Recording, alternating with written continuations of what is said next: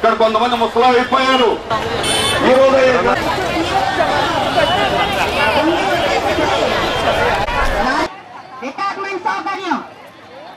రాజకీయ కక్షలతోటి కూడా గవర్నమెంట్ రాగానే మనం ఇక్కడే ధర్నా చేసాం.